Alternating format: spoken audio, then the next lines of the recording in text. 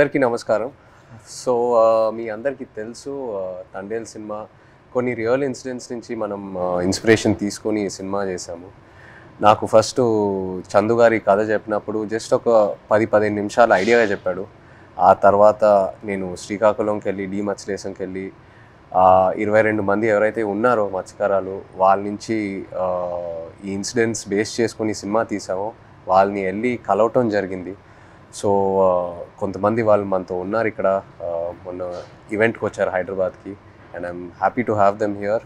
So వాళ్ళతో మాట్లాడి ఇంకా కొన్ని విషయాలు తెలుసుకుందాం. Hello, hi. సో అప్పుడు నాకు మీరు చెప్పింది ఏంటంటే మామూలుగా మీరు శ్రీకాకుళం నుంచి గుజరాత్ వరకు వెళ్ళి గుజరాత్లో అక్కడ బోట్లు తీసుకొని ఒక 9 నెలలు అలా సముద్రంలో అక్కడే ఏట పూర్తి చేసి మళ్ళీ తిరిగి మత్స్యలేశంకి వస్తారని.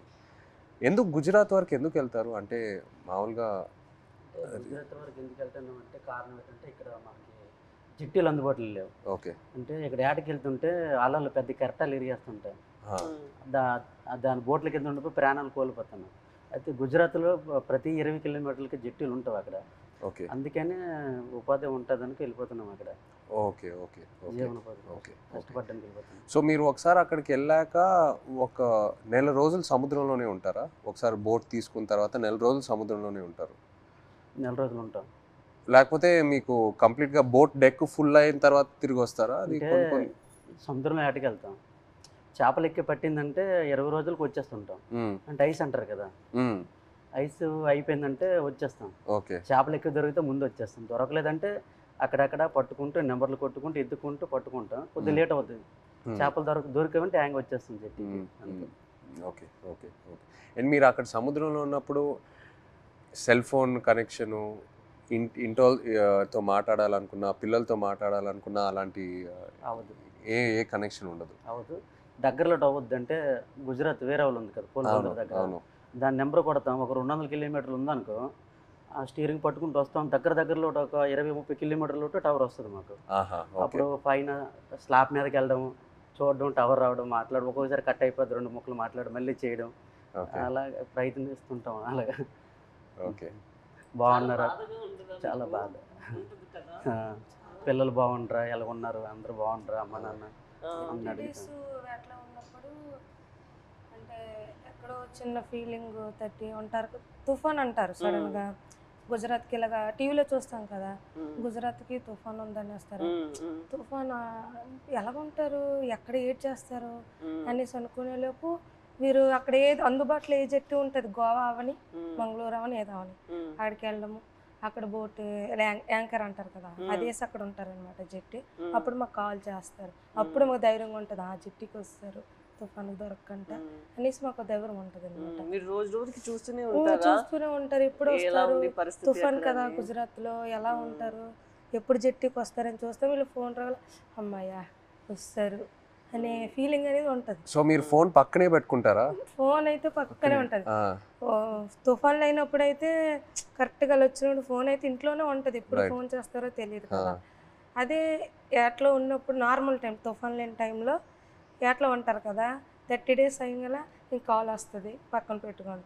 కాల్ 30 days కానీ 1 day అవతలైనా ఇంకా టెన్షన్ అనమాట, ఎందుకు రాలేదు, ఏమైంది అని. సో టెన్షన్ అనేది వచ్చేస్తుంది అనమాట. ఒక్కొక్కసారి అయితే ఎమోషనల్ అయిపోతాం. మన సినిమాలో కూడా సాంగ్ మోంటాజెస్ లో ఉంది కదా, the calendar where you'd keep. So ఆ 30 days అక్కడి నుంచే ఆ చిన్న ఆ మూమెంట్ తీసుకున్నాం మీరు చెప్పిన దాన్ని బట్టి. అంటే మన ఫిల్మ్ లో కూడా ఒక సీక్వెన్స్ ఎలా పెట్టాం, ఇన్ని రోజులు అయిపోయిన తర్వాత ఎలా కొంచెం చేతులు ఉణుగుతున్నాయి తెలుసా అని. సో ఒకవేళ 30 రోజుల్లో ఫోన్ రాకపోతే అంటే అక్కడ వాళ్ళని కాంటాక్ట్ చేయడానికి ఏదైనా మీకు ఎమర్జెన్సీలా ఏదైనా నంబర్ ఉందా? ఏమీ లేదు, ఏముండదు. సేట్తో మాట్లాడాలంటే సేట్లు ఉంటారు కదా వీళ్ళకి బోటుకి సంబంధించి, వాళ్ళతో మాట్లాడి వాళ్ళ భాష మనకు తెలియదు, వాళ్ళ భాష తెలియదు కాబట్టి వాళ్ళకి మనం ఫోన్ చేయలేము. ఆ భాష వచ్చినంటే మన దగ్గర ఉంటారు. ఆ భాష వచ్చిన వాళ్ళందరూ గుజరాత్లో ఉంటారు కదా, జెంట్స్ మొత్తం గుజరాత్లో ఉంటారు. ఓన్లీ లేడీస్ ఇక్కడ ఏదో కూలి పని చేసుకొని చేపలు పట్టుకొని వెళ్ళి అమ్ముకోవడం, కానీ ఇక్కడ మా లేడీస్ ఉంటాం అంతే. మాకు ఇది తప్పించి వేరే వృత్తి అయితే రాదు, చేపల వృత్తి. ఎప్పుడైనా ఇంత ఒక దేశానికి తెలిసిపోయింది ఇలాగా 22 మంది మత్స్యకారులు దొరికిపోయారని. కానీ మళ్ళీ మేము అదే గుజరాత్కి వెళ్తాం యాడ్ చేయడానికి, తప్పదా మాకు అదే ఉపాధి అంతే.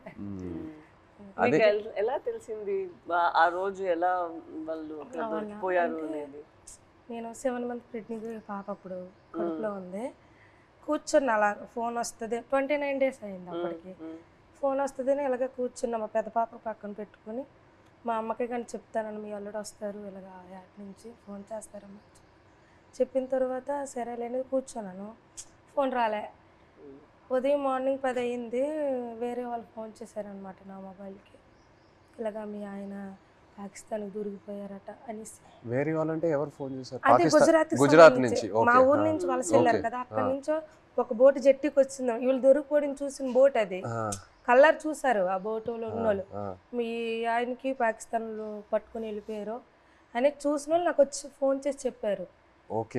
చెప్పిన తర్వాత అవును అన్నట్టు అసలు ఏడుపు కూడా రాలేదు, అలా కన్నీళ్ళు ఇంకిపోయేవి. ఎలాగా పాకిస్తాన్ అంటే మామూలుగా చిన్నప్పటి నుంచి పాకిస్తాన్ అంటే ఏదో భయం మాకు అనమాట.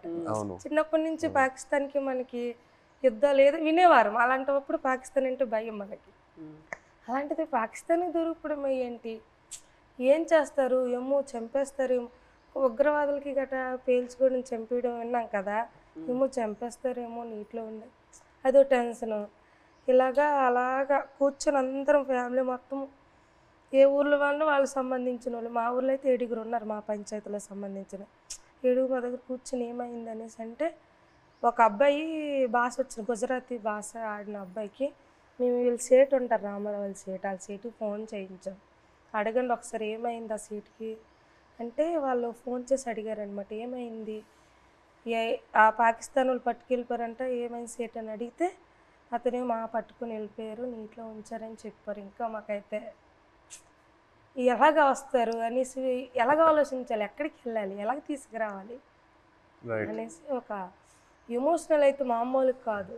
22 members అంటే చిన్నపిల్లలు, అప్పుడే మ్యారేజ్ అయిన అబ్బాయి అక్కడే ఉన్నాడు, నేను కడుపుతో ఉన్నాను, 2 పిల్లలు, ఒక భర్త దొరికిపోయిన ఆవిడ కూడా ఇంకా ఆ బాధ వేరే, 2 బిడ్డలు ఒక భర్త అంటే ఇంకా ఆ ఎమోషన్ అయితే ఇంకా వేరే. అందరం ఇంకా అంతే, ఏం చేయాలని ఆలోచనతో 1 month వరకు అలా ఉన్నాం. ఇలాగా న్యూస్ వచ్చి ఇలాగా ప్రసారం చేయడము, మీడియా కొంచెం హెల్ప్ చేసింది. మీరు ఆ పాకిస్తాన్లో ఇంతకుముందు వేరే ఎవరైనా ఇలా పాకిస్తాన్ సైడ్కి వెళ్ళి వాళ్ళు పట్టుకోవటం జరిగిందా, లేకపోతే ఫస్ట్ టైం అయినా ఇలా జరగటం? ఓకే. ఇప్పుడు కూడా ఉన్నారు అక్కడ, ఇప్పుడు ఉన్నారో తెలియదు కానీ మీరు అప్పుడు ఉన్నప్పుడు అక్కడ మీరు వెళ్ళి ముందే అరెస్ట్ అయ్యి ముందే ఉన్నారు అక్కడ. తీసుకెళ్ళేటప్పటికి మేము ఏడుస్తున్నాం అక్కడ, ఏడుస్తుంటే వాళ్ళు మాకు బుదిరిస్తుంటారు, కళ్ళకోయండి అదేటి ఇదేటని. వాళ్ళు అన్నారు మాకే 2 సంవత్సరాలు అయింది మేము వెళ్ళట్లేదు అని మరికొద్దిగా ఏడ్చేస్తున్నాము.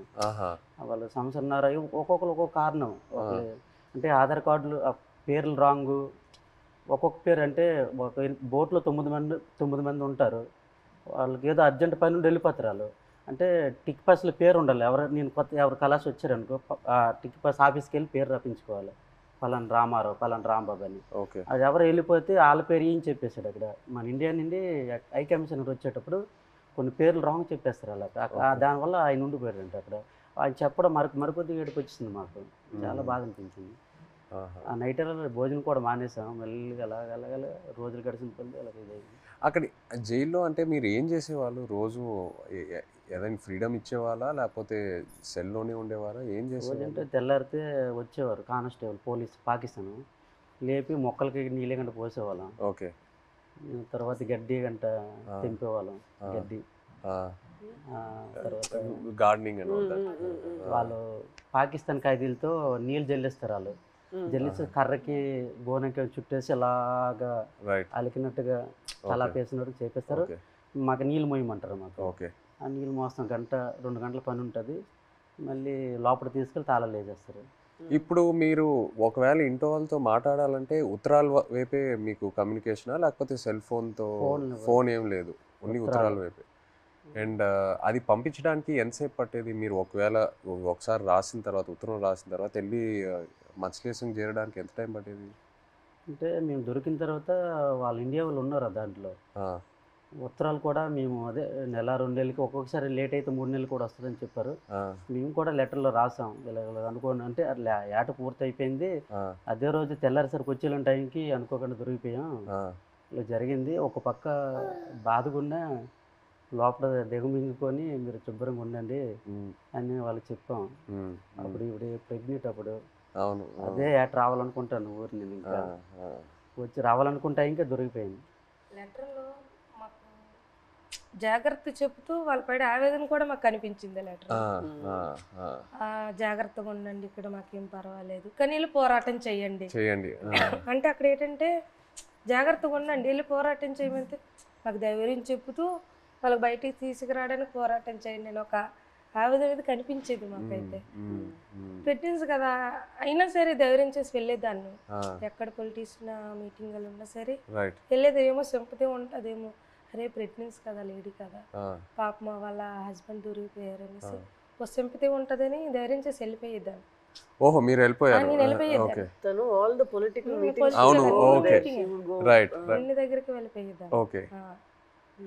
అందరూ మీ హస్బెండా, కడుపుతూ ఉన్నావా, అయ్యో పాపం అనేవారు. ఏమో సింపతి ఉంటుంది కదా సార్, అంటే వీళ్ళకి అక్కడికి తీసుకెళ్దాం, ఢిల్లీ వరకైనా తీసుకెళ్దాం అంటే సింపతి ఉంటుందేమో అనేసి నేను గర్భవతితో ఉన్నప్పుడు కూడా వెళ్ళేదాన్ని. 9 months వరకు నేను డెలివరీ ముందు వరకు కూడా నేను పోరాటం చేశాను వాళ్ళు రావాలని. అంతే. సో మీరు అక్కడ ఆంధ్రాలో తిరిగారు, ఇలా పొలిటికల్ మీటింగ్స్ ఏదైనా ఉంటే ఆ తర్వాత గుజరాత్ వరకు కూడా వెళ్ళారు కదా? ఢిల్లీ వరకు ఢిల్లీ వరకు వెళ్ళారు. గుజరాత్కి వెళ్ళా, స్టేట్ దగ్గర ఢిల్లీ వరకు వెళ్ళారు. స్టేట్లకి ఫోన్ల వరకే, గుజరాత్ వెళ్ళలేదు. డెలివరీ అయిపోయిన తర్వాత 20 days పాపకి, 20 days పాపకి ఇంటి దగ్గర వదిలేసి దాన్ని ఢిల్లీ వెళ్ళాం. ఢిల్లీ వెళ్ళిన తర్వాత అంటే అందరూ అనేవారు, ఇతను కూడా లెటర్లో రాశారు ఢిల్లీ వెళ్ళండి, ఢిల్లీ వెళ్తే మనకి వచ్చే అవకాశాలు ఉన్నాయని ఇతను లెటర్లో రాసేవారు అనమాట రామారావు గారు. సరేలే ఢిల్లీ కొంచెం అది పేద పరిస్థితి కదా సార్, ఢిల్లీ అంటే మాకు తెలియదు, భాష తెలియదు, ఎలాగెళ్ళాలో తెలియదు. అలాగ ఉన్నప్పుడు కొంతమంది అదే పొలిటీషియన్ వచ్చి ఇలాగ రండి, అక్కడ మీకు పని జరుగుతుంది, ఏం అవ్వదు, గైడ్ చేయడానికి ఒక అతను వచ్చి వెళ్ళండి అంటే సరేలే ఇంత పోరాటం చేసి ఇదే చేయలేము అనేసి ధైర్యం చేసి వెళ్ళాం ఢిల్లీ. ఢిల్లీ వెళ్ళిన తర్వాత అక్కడే ఢిల్లీ వెళ్ళిన తర్వాతే వీళ్ళు బయటకు వచ్చారు. అంతవరకు ఆ 14 నెలలు అక్కడే ఉన్నారు. అతను అంబాసిడర్తో అక్కడ అంబాసిడర్తో మాట్లాడడం కానీ ఉన్నారనడం కానీ. మెయిన్ మాకు బాధ కలిగించింది ఏంటంటే పుల్వామా దాడి. ఆ దాడి ఇలాగ మార్నింగ్ ఇలాగ టీవీ వేసాను, ఇలాగ మన ఇండియన్ ఆర్మీకి ఇలాగ ఉగ్రవాదులు చంపేశారు, ఆత్మహత్య దాడి అయిన తర్వాత అవునా ఎందుకు అనేసి వీళ్ళకి ఏం చేస్తారని ఇదో బాధ. మళ్ళీ అక్కడ మరి ఇండియన్స్ ఉన్నారు కదా సార్, ఏం చేస్తారని బాధలు ఉండేప్పటికీ లెటర్స్ అయిపోయి 3 months. వచ్చిన లెటర్స్ బాగానే వచ్చి పుల్వామా దాడి దాడికి ముందు లెటర్స్ కంటిన్యూ అయ్యాయి. మేము పంపించింది అతనికి వెళ్ళేది, అతను పంపించింది మాకు వచ్చేది. కానీ పుల్వామా దాడి తర్వాత స్టాప్ అయిపోయింది. 3 months వరకు ఒక్క లెటర్ రాలే. ఇంకా మాకు ఇంకా టెన్షన్ ఇంకా ఎక్కువైపోయింది, అదో బాధ అనేసి ఇలాగా మరి ఇంకా లేదు ఉండొద్దు ఇక్కడ ఢిల్లీ వెళ్ళిపోతాం అనుకుని అందరం 22 ఉమెన్స్ అందరూ ఇంకా లేదు పదండి అనేసి 22 మంది వెళ్ళిపోదాం, లేదు ఇంత మా ఓన్ డబ్బులు అనుకుని పదండి అనేసి ముందడుగేస్తాం అంతే. ముందడుగేసుకుని వెళ్ళిపోయాం అంతే. వచ్చిన ద్వారా అందు వెళ్ళాం. అక్కడికి వెళ్ళిన తర్వాత విదేశాంగ మంత్రికి కల్పించారు. ఇంగ్లీష్ రాదు కదా, ఏదో మా తెలిసిన భాషలు అంటే అతను మా కన్నీళ్ళు చూసి అతనికి అర్థమైపోయింది అనమాట. ఓ ఇంత బాధపడుతున్నారని ఏడుస్తాను. మా ఆవేదన చెప్తూ మా కళ్ళని నీరు వచ్చేస్తుంది. అది చూసి పాపం అతను తట్టుకోలేకపోయారు. వెంటనే ఫోన్ పాకిస్తాన్కి చేశారు. మన ఇండియా అంబాసిడర్ చేసిన తర్వాత పర్లేదు ఉన్నారు, ఇలాగ వస్తారు అని చెప్పారు, జనవరి కల్లా వచ్చేస్తారు అన్నారు. మా దగ్గర చెప్పారు జనవరి కల్లా వచ్చేస్తారు, రాకపోతే మీకే పాకిస్తాన్ నేను తీసుకెళ్తాను, నేను భరోసా ఇస్తానని మాట ఇచ్చిన తర్వాత అప్పుడు ఇంకా హ్యాపీ అంతే. అతను ఎన్నట్టు జనవరి కల్లా మాకు ఫస్ట్ కల్లా అక్కడి నుంచి లిస్ట్ వస్తుంది అనమాట. గనగల రామారావుకి వాళ్ళ భాష వేరే కదా సార్. గనగల రామ గుణగల్ల రామారావు, కేసుమర్రికి కసమర్రయ్య అన్నట్టు పేరు. ఓహో, మీ పేరు కరెక్ట్ గా వేయలేదా? లేదు సార్, ఆ లిస్ట్ కూడా రాంగ్ వచ్చింది అనమాట. గనగల రామారావుకి గంగల్ రామారావు. సో మీరు కన్ఫ్యూజ్ అయిపోయారా? ఎవరు అక్కడ ఎవరు ఉన్నారు ఏంటి? సరేలే అది ఉర్దూ భాష కదా, ఏమో ఇలాగ తెలియపు ఇలాగ రాశారేమో అని మాకు మేము ఆలోచించుకొని వచ్చేస్తారు అన్నట్టు. మీకు ఆ టైంలో ఎలా అనిపించింది? సడన్ గా భయం వేసింది. పేరు డిఫరెంట్గా ఉన్నప్పుడు 22 మందిలో 21 మంది వెళ్ళిపోయి నన్ను వదిలేస్తారేటని ఒక ఇది. వీళ్ళు కావాలని వాళ్ళకి రాస్తారేటో చెప్పలేం. పాకిస్తాన్ ఓన్లీ మీ పేరే తప్పేశారా? అందరివి ఉన్నాయి. ఓకే, అందరివి అందరివి ఏదో ఒక కొంతమంది అక్కడక్కడ పేరు గనగల రామారావుకి గంగల్ రామారావు వచ్చింది. గంగల్ రామారావు వస్తే మరి పేరు డిఫరెంట్ అయితే ఖచ్చితంగా వదిలేస్తారని అందరూ ఇండియా వాళ్ళు అంటుంటారు. ఇంతకుముందు ఉన్నవాళ్ళు పాత వాళ్ళు. నాకైతే రాత్రి ఇద్దరు రాలేదు. 22 మందిలో 22 నా పేరు రాకపోతే నాకు వదిలేస్తే నాకు నిద్ర పట్టట్లేదు, తినాలనిపించట్లేదు. అప్పటికే 14-15 నీళ్ళు అయిపోయింది, సంవత్సరం దాడిపోయింది. అప్పటికి ఇలాగ అయిపోయాను, సన్నంగా అయిపోయాను. వాళ్ళు ఏదో చపాతీలో అంటే ఏదో కలుపుతారంట అక్కడ జైల్లో. అదేదో మనకి ఏదో బరువు మోయాలని మోయలేమంట, ఆవేశం వచ్చేస్తుందంట. వాళ్ళు చెప్పిన మాటలే అప్పటికే సన్నంగా అయిపోయాను. తర్వాత నోటంటే కూడా బ్లడ్ వచ్చేస్తుంది. ఏమంటే టెస్టులు చేస్తే వేడి వల్ల అన్నారు, ప్రాబ్లం లేదంటే కొద్దిగా ఆపేయకుండా ఉన్నారు. అలాంటి చాలా భయం వేసేది. అలాగే పుల్వామా టైంలో మీరు అక్కడ ఒక కన్ఫ్యూషన్ లాగా ఏమైనా అయిపోయిందా మీకు? అయిపోయింది. మరి ఏదో వేరే సెల్లో పెట్టేవారంట అక్కడ, ఏదైనా బయట ప్రమాదం ఏదైనా జరిగితే. అంటే బీహార్ జైల్లో ఒక పాకిస్తాన్ ఖైదీకి ఇండియా వాడు చంపేశారని తెలిసింది మాకు. అక్కడ జైల్లో టీవీ ఉంది మాకు చూస్తుండగా. చంపేస్తే మాకు తెలీదు. మాకు 4 రూమ్లలో అందరికి ఒక్క రూమ్లో బంధించేస్తుంటారు. బ్యాగులకి నైన్గా పట్టుకొని ఒక రూమ్లో తీసుకెళ్ళి ఇంకోటి బాంబు వేసేస్తారు, మనం చంపేస్తారని అంటాడు ఇంకొకడు. చాలా భయం వేసేస్తుంది. అప్పుడు ఇంకో అందులో కానిస్టేబుల్ ఉంటారు కదా కొందరు పాకిస్తాన్ వాళ్ళు, ఆయన లేదు అక్కడ మీ ఇండియా కూడా మా పాకిస్తాన్ ఖైదీ చంపేశాడు కదా, ఇక్కడ మీ వాళ్ళకి ఏం జరగకంటే మీరు అందరికి ఒక రూమ్లో పెడతాను, మీరు జడవద్దని చెప్పాడు. అప్పుడు కొద్దిగా ఊపిరి పీల్చుకున్నాం. అలా జరిగింది. అండ్ మీకు జైల్లో ఇప్పుడు డబ్బుల్లా ఇప్పుడు ఈ ఉత్తరాలు పంపించడానికి ఆ అమౌంట్ ఎలా మీకు ఇప్పుడు పెన్నుల మీద పేర్లు చేస్తాను నేను. ఒక్కొక్కరు ఒక్కొక్క పని నేర్చుకున్నాం. నాకైతే 2 వారాలు పట్టింది టైం. ఓకే, ఇప్పుడు నాకు చైతన్య పెన్ను ఉంటుంది, పైన దారంతో నాకు చైతన్య పేరు వచ్చేస్తుంది. కింద సాయిపాలు అంటే ఒక పెన్ను మీద 2 పేర్లు రాస్తే 2 పేర్లకు 200 ఇస్తారు. ఒక పేరు అయితే 100 రూపాయలు ఇస్తారు. అలాగే రోజుకి 5-6 పెన్నులు అలా చేసేవాడిని. ఆ పెన్నులు వాళ్ళకి ఇస్తే ఖైదీ లేట్ చేస్తారు, వాళ్ళకి బెయిల్ మీద వెళ్తారు కదా కోర్టుకి, వాళ్ళ ఫ్యామిలీకి ఇస్తారు కదా. ఆ డబ్బులతోటి మేము ఏంటంటే అప్పుడప్పుడు ఏదో గుడ్లు తెచ్చుకొని కానీ మాంసం కానీ తినడం కానీ. 22 మందికి మన మెయిన్ లీడర్ని కదా, వాళ్ళ గెడ్డలకు కానీ వాళ్ళ రింకిలకు కానీ బిస్కెట్లకు కానీ ముసలి వాళ్ళకి తెలియదు కదా, వాళ్ళకి డబ్బులు ఇచ్చేవాడిని గెడ్డలకి. సో ఒక్క ఉత్తరం పంపించడానికి ఎంత అయ్యేది మీకు? అంటే ఒక 200-300-500 అంటే మా డబ్బులు ఉండవని తెలిసి ఏవో ఖర్చులు మట్టుకు పనులు చేస్తుంటాం. వాళ్ళకి ఇచ్చి అలాగే. అంటే ఎన్ని పేజీలు రాయొచ్చు ఒకసారి? ఎన్ని పేజీలు పంపించచ్చు ఉత్తరం?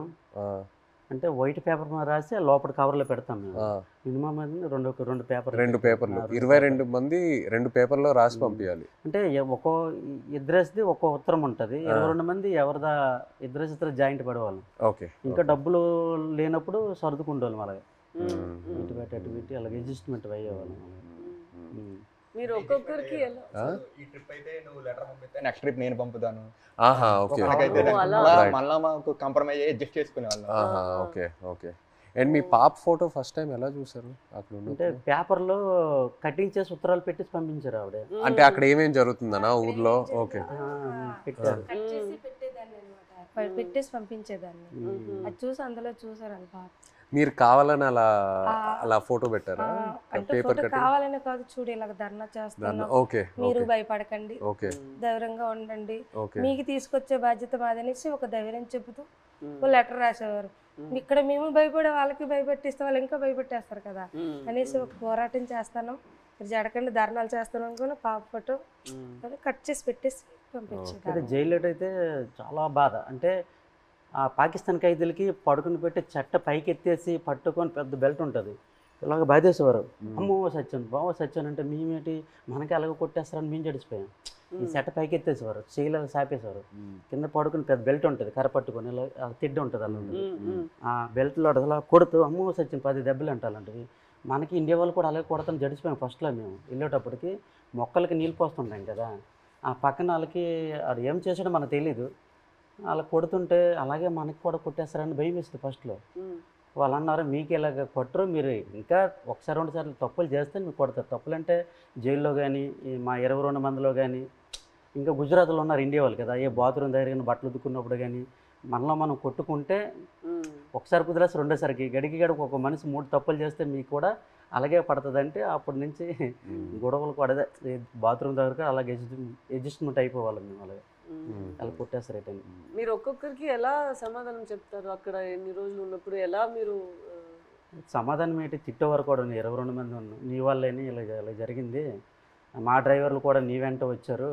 అయ్యో అంటే ఇంతకు ముందు ఇతనికి యాట్లో గనగల రామారావు పాకిస్తాన్ వైపు ఎక్కి యాడ్ చేసేవారు, బోర్డర్ దగ్గరలో ఇతని వల్ల దొరికిపోయారు అనేసి ఒక బ్యాడ్ నేమ్ మీద వస్తుంది ఇతనికి. ఇతను అది దృష్టిలో పెట్టుకుని భోజనం సరిగ్గా చేసేవారు కదా అక్కడ. పెళ్ళి అవన్న కుర్రోళ్ళు కూడా ఉన్నారు కదా, నాకు పెళ్ళి అవ్వకుండా కూడా మీరు చేస్తారు, నేనిండే మీకు దొరికిపోయాం అని అనేవారు. ఒక బాధలో ఉండేది. తప్పదు మరి, జరిగిపోయింది ఓకే ఓకే ఓకే చాలా బాధ.